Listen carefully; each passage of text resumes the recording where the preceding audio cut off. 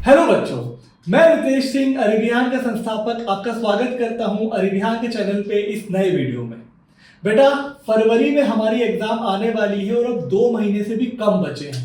बहुत सा डर लग रहा है, बहुत सारे सवाल हमारे मन में आ रहे हैं और ज़्यादातर सवाल हैं एग्जाम के दिनों के कि इतनी मेहनत जो मैंने साल भर करी, इतनी मेहनत जो मैं अब कर रहा हूँ, इसके बाद जब मैं एग्जाम के दिन जाऊँगा, पेपर लिखूंगा, जो मैं उत्तर लिखूंगा, क्या वो सही होंगे, क्या वो गलत होंगे। जब उनकी कॉपी चेक होगी तो उसमें से नंबर कटेंगे या पूरे नंबर मिलेंगे, ऐसा क्या लिख दूं कि पूरे नंबर मिले या क्यों नंबर कट जाते हैं, यही सब सवाल हमारे मन में चलते रहते हैं। और इसी के लिए बेटा मैंने आपसे वादा किया था कि इन आखिरी दिनों में जो सबसे कठिन समय है, इसमें जो जो चीजें आपको परेशान करेंगी उन सब का समाधान लेकर मैं आ जाऊंगा इस चैनल पे। और बेटा, जो हमारी आज की सबसे बड़ी परेशानी है कि हम बच्चों के मन में सवाल है कि कैसे उत्तर लिखना है परीक्षा के पेपर वाले दिन कि आपको पूरे मार्क्स मिले, 80 में से 80, 4 में से 4, 3 में से 3, कैसे ऐसे सवाल के जवाब लिखे। ये सबसे बड़ी हमारी परेशानी है और इसका समाधान के लिए हमने ये वीडियो बनाई है। इस वीडियो में बेटा हमने बुलाए हैं वो टीचर जो कि सच में बोर्ड एग्जाम में कॉपी चेक करते हैं।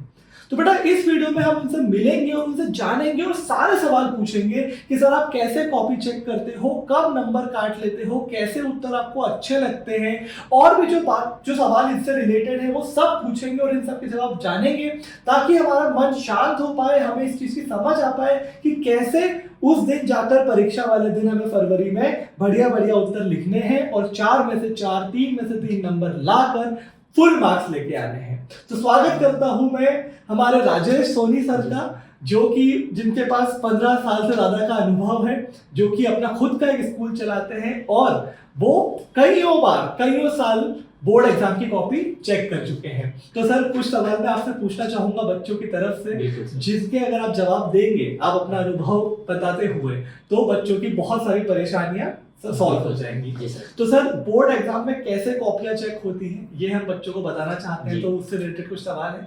सबसे पहला सवाल सर ये है कि बच्चों को ऐसा लगता है कि बोर्ड एग्जाम है तो उसमें बहुत सारा लिखना होता है, मैं जितना बड़ा उत्तर लिखूंगा उतने ही ज्यादा मुझे नंबर मिलेंगे। तो सर क्या ये बात सही है?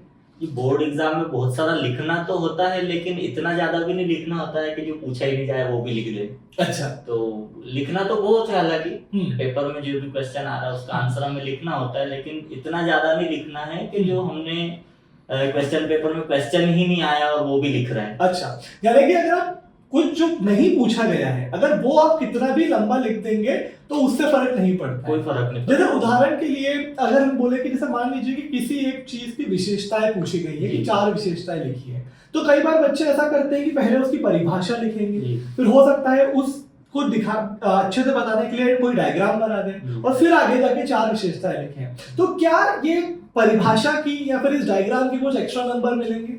कुछ भी नहीं मिलेंगे सर एक्स्ट्रा नंबर, तो उसमें बस हमारा टाइम बर्बाद होगा और कुछ भी नहीं है, क्योंकि उसमें विशेषताएं पूछिए तो सीधा फोकस कहाँ होगा, विशेषताओं पर। भले आपने कितना भी कुछ लिखा उसको देखेगा ही नहीं कि ये पूछा ही नहीं। अच्छा, और सर जैसे मान लीजिए कि ऐसे ही किसी सवाल में 4 विशेषताएं पूछी है पर बच्चे ने 5 या 6 लिख दी, जिसमें से हो सकता है कि एक गलत हो पर 6 में से 5 सही है, तो एक टीचर इसको कैसे लेगा? क्या सर इसके लिए जो शुरुआत की 4 विशेषताएं लिखी गई उनको चेक किया जाएगा, बाकी की जो विशेषताएं नीचे लिखी गई उनको देखा ही नहीं जाएगा। अच्छा, इसका मतलब पहली 4 आपकी सही होनी चाहिए, अगर उनमें से कोई एक भी गलत हो गई तो वहाँ पे माइनस मार्किंग हो जाएगी। ठीक है। इसीलिए आपकी बात और भी सही है कि हमें इसलिए कम से कम लेकिन सही लिखना चाहिए, जो पूछा गया वही लिखना चाहिए।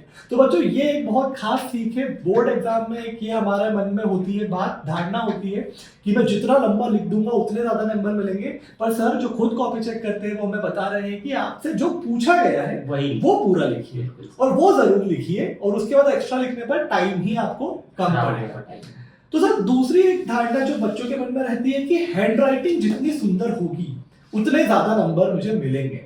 तो सर इसके बारे में आप बताइए कि हैंडराइटिंग कितना महत्व रखती है? हैंडराइटिंग आपकी कॉपी के लिए महत्व तो बहुत कुछ रखती है, लेकिन उसका ये मतलब नहीं है कि आपको बहुत सारे नंबर मिल जाएंगे।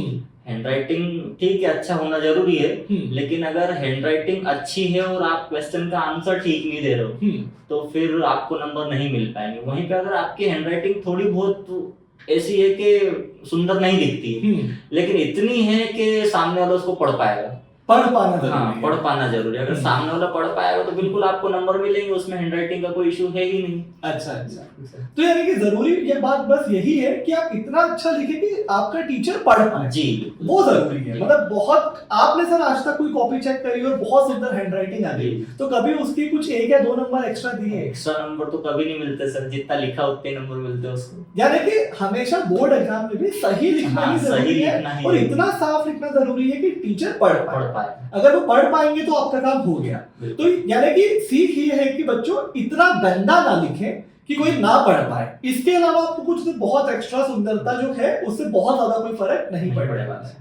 ठीक है सर, तो ये बात भी हमारे बच्चे नोट कर लेंगे। और सर पेन के कलर से कोई फर्क पड़ता है? ब्लैक या ब्लू पेन यूज कर सकते हैं? मतलब अपन ब्लू और ब्लैक यूज कर सकते हैं सर, बाकी के जो पेन है वो यूज नहीं कर सकते क्योंकि अच्छा, एग्जाम में वो पेन यूज करने की परमिशन नहीं होती। अच्छा, बट ब्लैक में पूरे उत्तर लिखे जा सकते हैं? ब्लैक में लिखे जा सकते हैं, पर अपन ना ही लिखें तो ज्यादा बेटर होगा। ठीक है, क्योंकि अपना जो रेगुलर पेन है ब्लू पेन, उसी का अपन उपयोग करें तो वो बहुत अच्छा होगा। और उसमें बॉल पेन या जेल पेन में भी कुछ होता है कि? बॉल पेन का ही उपयोग करें, जेल पेन का उपयोग एग्जाम में बिल्कुल नहीं करना चाहिए। उससे पेज खराब होते हैं कॉपी के। अच्छा, क्योंकि एक तरफ हम लिखेंगे तो दूसरी तरफ वैसा का वैसा ही दिखेगा वो। अच्छा, हाँ, ये तो बिल्कुल सही बात है। जैसे बच्चों आपने भी नोटिस किया होगा कि जब हम जेल पेन से लिखते हैं तो वो थोड़े ज्यादा डार्क होते हैं, जिसके कारण पीछे भी दिखने लग जाते हैं। तो हो सकता है कि जब पीछे आपका उत्तर पढ़े आपके टीचर तो वो सही से पढ़ ही ना पाए, शब्द समझ ही ना पाए। और शब्द अगर, जैसा हमने पिछले सवाल में भी जाना कि शब्द अगर वो नहीं समझ पाए तो आपका नुकसान जरूर हो जाएगा। तो ठीक है, मतलब बॉल पेन सबसे बढ़िया है, ब्लू कलर का बॉल पेन सबसे बढ़िया है। चलिए, तो हेडिंग के लिए ब्लैक का यूज कर सकते हो। ठीक है, ताकि हेडिंग डाल दो, अंडरलाइन के लिए आप ब्लैक का यूज कर सकते हो। ठीक। और डायग्राम पेंसिल से बनाना चाहिए, ये भी कोई नियम है? नहीं, ऐसा कोई भी नियम नहीं है कि आप पेंसिल से ही डायग्राम बनाएं। आप पेन से भी डायग्राम बना सकते हैं, बस आपका डायग्राम सही होना चाहिए।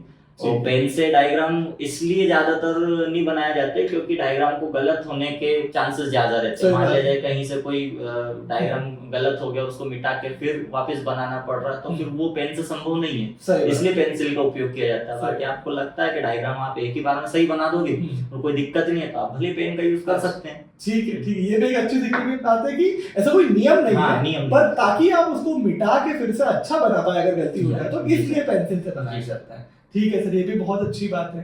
तो ज्यादातर बच्चे ये कहते हैं कि जो बोर्ड एग्जाम में ज्यादातर जो पेपर आता है वो पिछले सालों के क्वेश्चन से ही आ जाता है। तो पिछले साल के क्वेश्चन कितने महत्वपूर्ण होते हैं बोर्ड एग्जाम? तो बहुत होते हैं सर। पिछले साल के क्वेश्चन लगभग 70% क्वेश्चन वही रिपीट होते हैं जो पिछले 4-5 साल से लगातार आ रहे हैं। अच्छा अच्छा। तो वहाँ पे अपन कहेंगे कि जो पिछले साल के क्वेश्चन है वो इम्पोर्टेंट होते हैं। इसका मतलब कि अगर हमारे कुछ बच्चे हैं जो कि अभी बहुत सीरियस हुए हैं पढ़ाई के लिए, तो उनको पहले प्रीवियस ईयर क्वेश्चन जो है वो पहले कर लेने चाहिए, तो उसकी मदद हो जाए। बिल्कुल सर, तो बिल्कुल सर, हमने भी अपना जब एनालिसिस किया तो यही बात जानी थी कि जो पिछले साल के पेपर है, क्वेश्चंस हैं या कुछ क्वेश्चंस है वो ज्यादा महत्वपूर्ण होते हैं जो बार बार पूछे जाते हैं। तो अभी सर मैं आपको बताना चाहूंगा और हमारे बच्चों को बताना चाहूंगा कि अभी हमने जो 12वीं में की एग्जाम हमारे फरवरी में आने वाली है उसके लिए एक क्रैश कोर्स लॉन्च किया है जो कि 40 दिनों के अंदर पूरी 12वीं की तैयारी करवाने वाला है।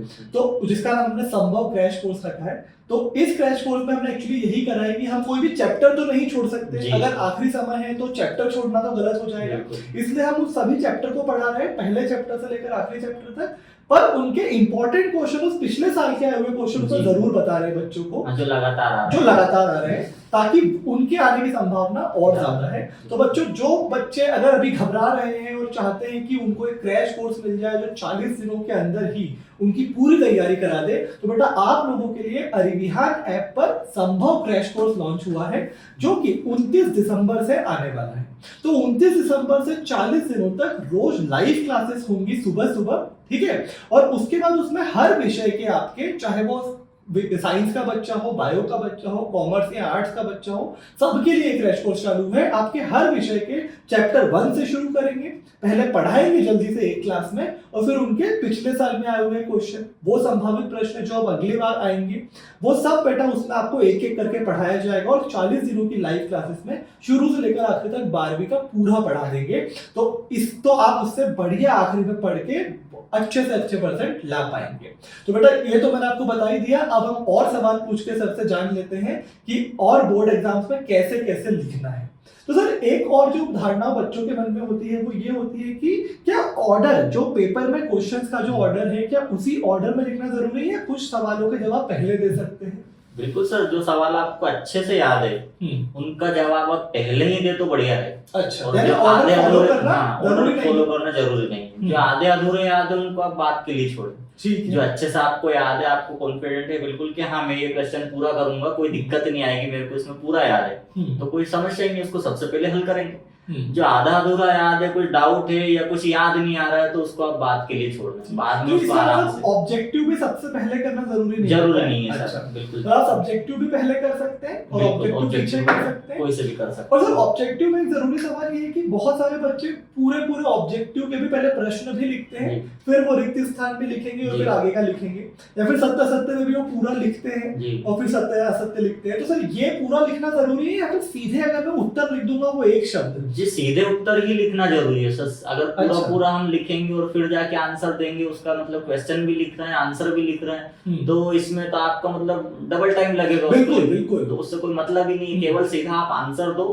क्वेश्चन क्या है, क्वेश्चन तो पहले ही जो टीचर चेक कर रहा है क्योंकि उसको पता है कि क्या क्वेश्चन है, आपको बस उसका आंसर बताना है। मतलब सही नंबर डाल के उसका उत्तर लिख देंगे तो हमारा काम कोई हो दिक्कत जाएगा। नहीं। यानी रिक्त स्थान में मैंने अगर बस वो मेन शब्द लिख मेन दिया, शब्द ही तो लिख एक दिया। नंबर मेरा पक्का है। पूरा है सर। चलिए ये बहुत अच्छी जानकारी है जी। बच्चों आपके लिए, क्योंकि आप ज्यादातर वो ऑब्जेक्टिव के ही प्रश्न लिखने में हाँ। अपना समय खराब कर लेते हैं। सोचिए 25 जो क्वेश्चन थे उसमें आपको सब में सिर्फ एक एक शब्द लिखना है, तो ये कितना आसान हो गया आपके लिए, आप जबरदस्ती इतना लंबा लंबा लिख रहे थे। और सर सही जोड़ी बनाइए में क्या ध्यान रखना है? सही जोड़ी में आपको दोनों कॉलम लिखना जरूरी है सर। अच्छा, वो तरीका बहुत सही रहेगा, क्योंकि अच्छा। सही जोड़ी में क्या करते हैं तो कि इधर वाले का फर्स्ट बी वाला, हाँ, सेकंड का सी मैंने वाला, देखा ऐसे ऐसा कर देते करते हैं। हैं कि 1 लिखा और हाँ। आगे लिख दिया बी। नहीं तो वो नहीं, उसमें पूरा पूरा लिखेंगे ना, दोनों कॉलम हम लिखेंगे सही के सामने सही, तो वो बहुत अच्छा तरीका होगा सर। उससे चेक करने को ज्यादा दिक्कत नहीं आएगी, और जो भी सही आंसर उसको वहाँ दिखेगा उसमें फटाक से नंबर। तो सही जोड़ी बनाइए में आप चाहते हैं कि अगर हम पूरा लिखेंगे दोनों कॉलम तो ज्यादा अच्छा रहेगा। पहला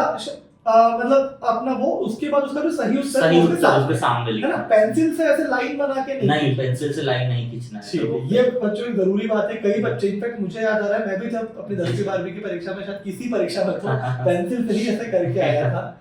तो ठीक है, ये एक नई सीख है कि आपको जोड़ी जमाए में सही एक सही के सामने सामने, लिखना है। क्योंकि हम आंसर लिख रहे हैं वहाँ पे, तो सही के सामने सही लिखेंगे तो वो आंसर सही है मतलब। तो ये काफी अच्छी सीख थी।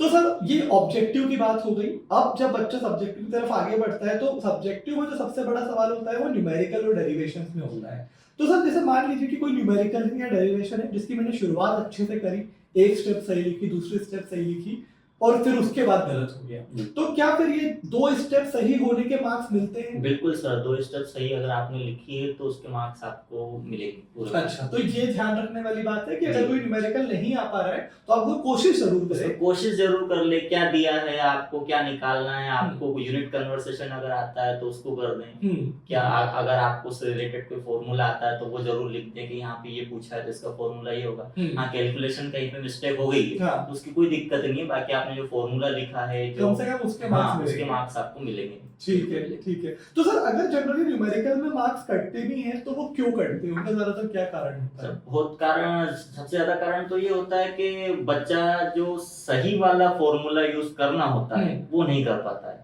अच्छा। और अगर वो सही फॉर्मूला यूज भी कर लेता है तो फिजिक्स या केमिस्ट्री के जो न्यूमेरिकल होते हैं उसमें जो मल्टीप्लाई या डिवाइड करना होता है तो कैलकुलेशन मिस्टेक पॉइंट वाले बहुत ज्यादा आते हैं। ठीक है। और यूनिट कन्वर्सेशन बहुत बार भूल जाते हैं बच्चे, कहीं पे मीटर दिया सेंटीमीटर कन्वर्ट करना है, किलोग्राम का ग्राम में कन्वर्ट करना है, क्योंकि एक यूनिट वो दे देते हैं किलोग्राम में, दूसरा दे देते हैं ग्राम में, तो उनको यूनिट कन्वर्सेशन सही होना चाहिए तब जाके वो न्यूमेरिकल सही हो पाएगा। सही बात। तो वहाँ पे वो गलत कर देते हैं, इस वजह से। और सर अगर किसी ने ये जो भी गणित वाला पार्ट है उस न्यूमेरिकल का वो सही करा है पर उसमें शब्द लिखना कि उसने क्या किया है, कब क्या उसने एज्यूम करा है, ये कितना जरूरी है? न्यूमेरिकल के लिए जरूरी नहीं है सर, ये जो कब क्या एज्यूम किया है ये आपको डेरिवेशन के लिए जरूरी है। न्यूमेरिकल में तो जो उसने दिया है वो देख अपन लिख के और बाकी का जो फॉर्मूला है वो लगा के उसको सॉल्व कर लेंगे। अच्छा। लेकिन डेरिवेशन के लिए जरूरी है कि क्या दिया, हम क्या मान रहे हैं, कहाँ से क्या लेना है,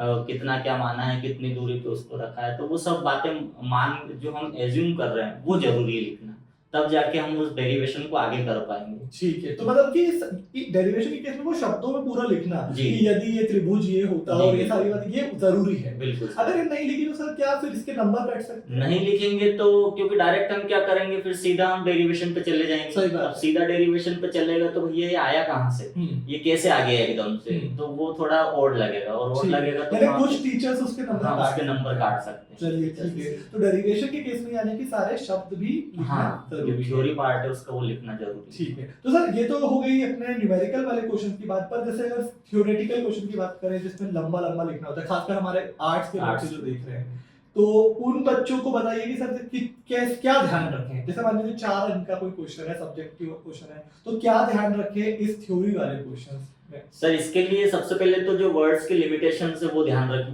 कि 4 अंक का अगर क्वेश्चन है, 4 नंबर का कोई क्वेश्चन है, तो उसकी जो वर्ड्स की लिमिटेशन होगी वो 100 से 120 ज्यादा से ज्यादा हम 130 शब्द कर सकते हैं, यानी कुछ 10-12 लाइन के आसपास। हाँ, इतना कुछ अपन लिख सकते हैं। और लिखें तो उस क्वेश्चन में जो चीजें पूछी गई है उन्हीं के बारे में लिखें, बाकी दूसरी सारी जो भी बातें हम उसमें बता रहे हैं आंसर में, वो सब छोड़ के जो मेन चीज उसमें पूछी गई है उस पर फोकस ज्यादा करेंगे तो वो सही रहेगा। ठीक है, तो ये एक जरूरी बात है थ्योरी। लेकिन जैसे आर्ट्स के बच्चे तो वो सोचते हैं कि अगर मैंने एक पेज का आंसर लिख दिया तो उसमें पूरे मार्क्स पक्के हो गए, पर वो सही नहीं है। जो पूछा था वो लिखना होना चाहिए। लेकिन बात ये कि आप जितना लंबा लिखोगे आपके टीचर को उसको ढूंढने में उतनी ही मुश्किल होगी कि वो मेन बात लिखी भी है कि नहीं। हाँ, जो क्वेश्चन में पूछा गया है वो लाइन कहाँ लिखी है भाई, और लंबा लिखने में समय बर्बाद होगा बहुत। इसका मतलब ये है कि बच्चों ये तो आपको याद रखना ही है कि एक्स्ट्रा नहीं ही लिखना है, कोई फायदा नहीं एक्स्ट्रा, जो पूछा गया है वो लिखना है। और सर मान लीजिए जो पूछा गया है वो आता ही नहीं है तो क्या करें सर? तो जो आर्ट्स की अगर अपन बात करें, अगर जो पूछा है वो आया ही नहीं है लेकिन फिर भी बच्चे ने कुछ लिखा है, तो थोड़ा बहुत अगर टीचर उसको देखेगा पढ़ेगा तो उसको लगेगा तो वो नंबर दे देगा, अगर चाहेगा तो नहीं भी देगा। तो सीख ये लेते हैं कि अगर आपको आता है तो फिर तो वही लिखो जो पूछा है, ठीक है, एक्स्ट्रा मत लिखो। पर अगर नहीं आता है तो जरूर लिख सकते, छोड़ने की बजाय ऐसा कर दे कि उसमें कुछ तो लिखे उससे रिलेटेड, तो भैया 1 नंबर 2 नंबर जो भी हमें मिलेगा वो मिल जाएगा। छोड़ के तो वैसे भी नंबर नहीं मिल रहा है, अगर हम छोड़ के आ गए लिखने से उसमें कोई नुकसान नहीं। ठीक है सर, तो ये बढ़िया सीखने को मिला हमें। और सर एक कॉमर्स में खासकर ऐसा होता है कि क्योंकि जैसे बिजनेस स्टडी अगर एक सब्जेक्ट है जिसमें बुक की एक डेफिनेशन होती है जो कि काफी कॉम्प्लेक्स होती है, मुश्किल होती है, लेकिन बच्चा क्या करता है कि अपने शब्दों में कुछ याद कर लेता है कभी कभी और वो अपने शब्दों वाला लिख के आ जाता है, एकदम जो शायद एग्जैक्ट बुक में लिखा हो वो नहीं लिखता है। तो इसमें क्या कुछ नंबर कट जाते हैं या फिर अगर आप अपने शब्दों में लिखोगे तो भी नंबर मिल सकते हैं? जैसी डेफिनेशन पूछी गई है अगर उसको फॉलो करके उसने अपने शब्दों में भी लिखा है तो उसके नंबर तो मिलेंगे। ठीक है, लेकिन बात सही होनी चाहिए, बात सही, डेफिनेशन में जो चीजें आती हैं वो सारी कवर होनी चाहिए तो चल जाएगा। मतलब वर्ड टू वर्ड लिखने की जरूरत नहीं है, पर कवर होनी चाहिए। अगर अपनी लैंग्वेज में करने में मान लीजिए कुछ एक्स्ट्रा लिखा गया है या फिर कोई चीज छूट गई तो नंबर कट। एक्स्ट्रा अगर लिखा गया तो कोई दिक्कत नहीं, लेकिन एक्स्ट्रा गलत नहीं होना चाहिए। जो भी आपने एक्स्ट्रा लिखा है वो अगर गलत हुआ तो कहीं ना कहीं उसका गलत प्रभाव पड़ेगा। पर फिर भी आपका ये सुझाव है कि अगर कोई उत्तर बहुत ही कठिन है तो अगर आपने अपने लैंग्वेज में अपनी भाषा में लिख दिया तो उसके कुछ नंबर तो आपको जरूर तो मिल जाएंगे। ठीक है। और तो जैसे हमारी एक तो है एनसीईआरटी और हमारी कुछ बुक्स हैं जो कि स्कूलों में जिनसे पढ़ाते हैं, पर परीक्षा बोध भी है, परीक्षा अध्ययन भी है, तो क्या उनके जो उत्तर है वो हम उन पर रिलाई कर सकते हैं, उन पर निर्भर कि वो अगर हम लिख देंगे एग्जाम में तो नंबर मिल जाएंगे पूरे? बिल्कुल सर, जो परीक्षा अध्ययन परीक्षा बोध वगैरह जो भी है इनके क्वेश्चंस के आंसर तो हम लिख ही सकते हैं, और लेकिन मैं प्रेफर करूंगा कि एनसीईआरटी के जो आंसर हैं या एनसीईआरटी जो बुक है उसकी तरफ ज्यादा ध्यान दिया जाए। उसके क्वेश्चन आंसर ज्यादा इम्पोर्टेंट होते हैं, उसको ज्यादा अच्छे से पढ़ा जाए। तो सर जैसे आपको जो प्रश्नों के एक आदर्श उत्तर मिलता है तो वो क्या एनसीईआरटी से होता है या फिर वो एनसीईआरटी से ही होता है सर जो आदर्श उत्तर मिलता है? तो यानी कि हर जो हमारा टीचर है उसको एक आदर्श उत्तर मिला है प्रश्न का जो कि एनसीईआरटी से है, तो वो उस आदर्श उत्तर के ही पॉइंट ढूंढता होगा, तो वो जितनी जल्दी मिल जाएंगे उतना ही टीचर उसको नंबर दे देगा। और मान लीजिए कि अगर ज्यादातर तो खैर ये किताबें भी कोशिश करती है कि उसी के आधार पर, अगर कभी अलग हो गया और और वो चीज नहीं मिली तो शायद फिर नंबर कट। हाँ, तो फिर नंबर कट सकते हैं, ठीक। क्योंकि आदर्श उत्तर में जितने बातें लिखी गई उसमें से थोड़ी बहुत भी अगर मिल जाएगी, उसके आसपास भी मिल हाँ। जाएगा, तो बिल्कुल नंबर आपको मिलेगा। ठीक है, ठीक है। तो यानी कि अगर आपने अपनी भाषा से लिखा हो, चाहे परीक्षा हो, परीक्षा दिन से जी। लिखा हो, अगर जो एनसीईआरटी में या फिर आपके आदर्श उत्तर हाँ। में है उसके आसपास भी होगा तो नंबर मिल जाएंगे। जी सर। बस उसमें से कुछ गलत नहीं होना चाहिए या फिर गलत ऐसा नहीं नहीं है कि कुछ मिसिंग नहीं होना जी चाहिए। सर। ठीक है सर, ये बात भी सही है। तो सर ये तो हमने सीख लिया। अब अगर हमें सब कुछ याद है पर एक लिखने की भी जो कला है वो भी एक बोर्ड एग्जाम में जरूरी जी। होती है, क्योंकि फाइनली आप अपना उत्तर तो लिख के ही दे रहे हैं। ठीक है, तो उस पर मैं 2-3 सवाल आपसे पूछना चाहूंगा। तो जैसे पहला तो ये है कि जब हम हिंदी में लिख रहे होते हैं तो आपने बताया कि राइटिंग तो चलिए इतनी जरूरी है कि समझ में आ जाए, जी। ठीक है, पर कई बच्चे ये भी सोचते हैं कि जल्दी जल्दी लिखने के चक्कर में शब्द लिखा पर ऊपर अपनी रेखा नहीं खींची। जी।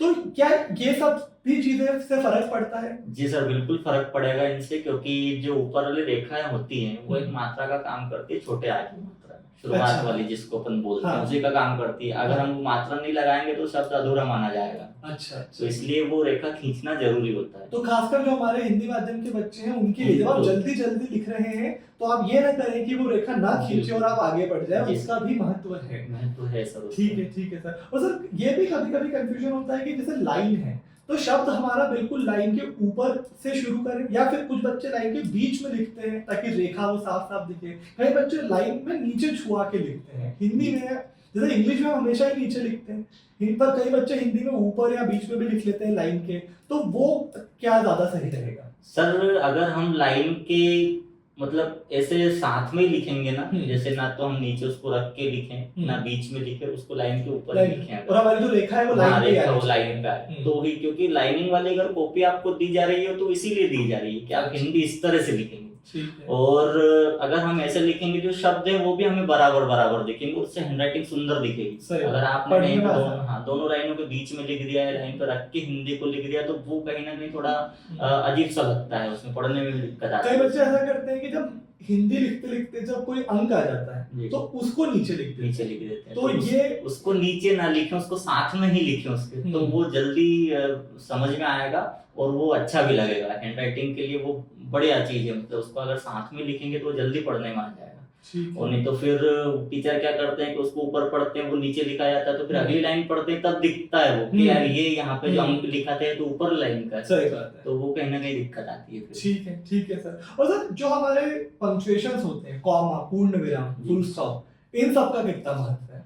सर अगर हिंदी की हम बात करें, हिंदी सब्जेक्ट की ही बात करें तो इनका महत्व तो बहुत बढ़ जाता है, क्योंकि हिंदी सब्जेक्ट अगर आप पेपर दे रहे हो तो वहाँ पे तो इन सब विरामों का जो ये पूर्ण, और सर फिजिक्स में, केमिस्ट्री में, टीचर में इतना फर्क नहीं पड़ता सर फिर भी इन सब का, क्योंकि इसके लिए मान लीजिए अगर आपने एक पूर्ण विराम लगाना आपने छोड़ दिया तो क्या कोई टीचर के 4 में से कोई आधा नंबर काट लेगा इस चीज का? मैं बोला जब हिंदी की हम बात करें, हिंदी सब्जेक्ट तो हिंदी में तो बिल्कुल हो सकता है, फिजिक्स या इनमें इतना फर्क नहीं होता सर, क्योंकि हो सकता है कि कोई 4 में से 4 मार्क्स मिल जाए अगर आपने, फिर भी बच्चों सलाह तो यही ये सही लिखें। फिर भी हिंदी में अगर लिख रहा है तो सही लिखें, डेरिवेशन के लिए जो थ्योरी आप लिख रहे हैं तो वो भी सही लिखें, वहाँ पे आपकी मात्रा वगैरह सब सही रहेंगी तो ज्यादा अच्छा रहेगा।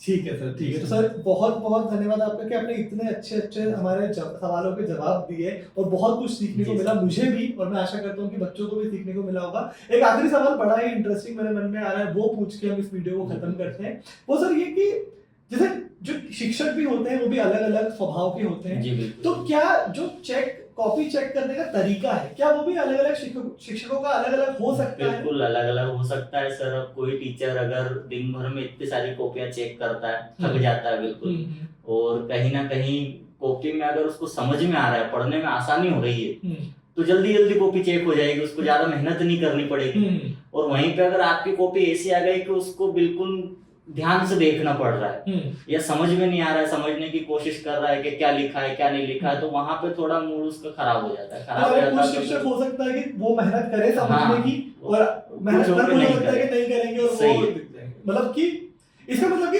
बच्चों का जो लक्ष्य वो ये है कि शिक्षक के लिए कितना आसान बना कितना आसान बना दे, ताकि उसका मूड ठीक रहे तो आपको उसका कहीं ना कहीं फायदा बहुत मिलेगा। ठीक है, और ये मूड को अच्छा करने का तरीका वही है कि साफ सुथरी कॉपी रहे, काटा पीटी ना हो ज्यादा, और हैंडराइटिंग को थोड़ा ध्यान दे लें। सर अगर मान लीजिए काटा पीटी हो गई तो काटने का तरीका बस ये है कि बस एक पेन से आप एक बार उसको लाइन खींचिए, उस पर ज्यादा रफ नहीं करें बीच में। कई बच्चे, मैं खुद भी अपने समय में ये करता था कि रबर पेंसिल के रबर पे थूक लगा के उसको मिटाने की कोशिश करता था, तो ये सब करने की जरूरत नहीं है। अगर सर मान लीजिए कि 5 नंबर का एक उत्तर लिखा गया है, उसमें किसी ने 2 शब्द काटे हुए हैं, तो सर क्या आधा नंबर का काटेंगे आप या फिर नहीं? सर ऐसे तो कोई दिक्कत नहीं है उसमें, अगर ज्यादा काटा पीटी हुई, ज्यादा गंदा अगर उसने किया है तो फिर शायद, पर जैसे 120 शब्दों में अगर 2 शब्द कट गए तो कोई दिक्कत नहीं है। यानी कि साफ सुथरा होना चाहिए, जो आपने लिखा है उसको पढ़ने में आना चाहिए, जो पूछा गया है वो चीज होनी चाहिए, एक्स्ट्रा कुछ नहीं, जितना पूछा गया उतना लिखो, एक्स्ट्रा जरूरी। तो कुल मिला के अगर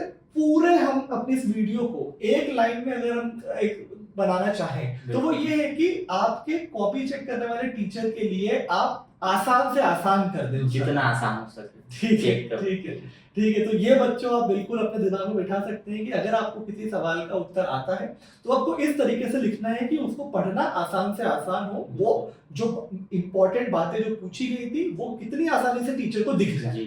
तो सर इसलिए अंडरलाइन कर देंगे, एक बॉक्स बना देंगे इंपॉर्टेंट बातों पे, डायग्राम भी बना देंगे साथ में, तो एक बहुत अच्छा होगा। चलिए सर, तो बहुत बहुत धन्यवाद आपका, आपने अपना इतना 15 साल का अनुभव हमारे साथ साझा किया और बहुत अच्छा लगा मुझे बहुत कुछ सीखने को मिला। आशा करता हूँ कि बच्चे भी जो हैं उनकी बहुत सारी जो इतने दिनों से शंकाएं थी वो अब सब समाधान उनका मिल गया होगा। तो बच्चों अब जो है अपना मन शांत कर लीजिए, आप जानते हैं कि कैसा उत्तर लिखेंगे तो आपको पूरे मार्क्स मिलेंगे। अब जो बस देरी है वो इस चीज की कि आप सारे उत्तर याद कर लें। तो जो बचे हुए 40-50 दिन हैं उसमें मन लगा के पढ़ाई कीजिए, सारे उत्तर याद हो जाएंगे। तो जिस तरीके से इस वीडियो में बताया गया है उस तरीके से आप लिख के आ जाइएगा, आपको पूरे अंक जरूर मिलेंगे। ठीक है बेटा, और जैसा मैंने आपको बताया कि जो बच्चे अभी भी घबराए हुए हैं कि मैं अगले 40-50 दिनों में कैसे पढ़ूंगा पूरे 12वीं का सिलेबस, उनके लिए अरिविहान ऐप पर संभव क्रैश कोर्स लॉन्च हो रहा है 29 दिसंबर से। 29 दिसंबर से हम शुरू करेंगे रोज लाइव क्लासेस, 40 दिनों तक लगातार लाइव क्लासेस करेंगे और हर स्ट्रीम के बच्चों के लिए है, हर मीडियम के बच्चों के लिए, चाहे वो विज्ञान हो, गणित हो, कॉमर्स हो, आर्ट्स हो, ठीक है ना, हिंदी मीडियम, इंग्लिश मीडियम, सबके लिए क्रैश कोर्स चालू हो रहा है। 40 दिनों तक लगातार लाइव क्लासेस में आके सुबह से दोपहर तक पढ़ेंगे। और बेटा क्या क्या होगा इसमें, चैप्टर 1 से शुरू करेंगे, पहले चैप्टर पढ़ाएंगे, अगली क्लास में उसके महत्वपूर्ण प्रश्न और संभावित प्रश्न जो एग्जाम में आने वाले हैं वो बताएंगे, फिर चैप्टर 2, फिर उसके संभावित प्रश्न और महत्वपूर्ण प्रश्न। ऐसे करते करते हम पूरा सिलेबस 40 दिनों में खत्म कर देंगे और आपके डर को आत्मविश्वास में कन्वर्ट कर देंगे और आपका 12वीं में बढ़िया परसेंटेज लाके एकदम जो आपका सपना है माता पिता को एकदम गर्व से भरने का वो पूरा करवा देंगे। बहुत बहुत धन्यवाद सर। बच्चों मिलते हैं अगले वीडियो में।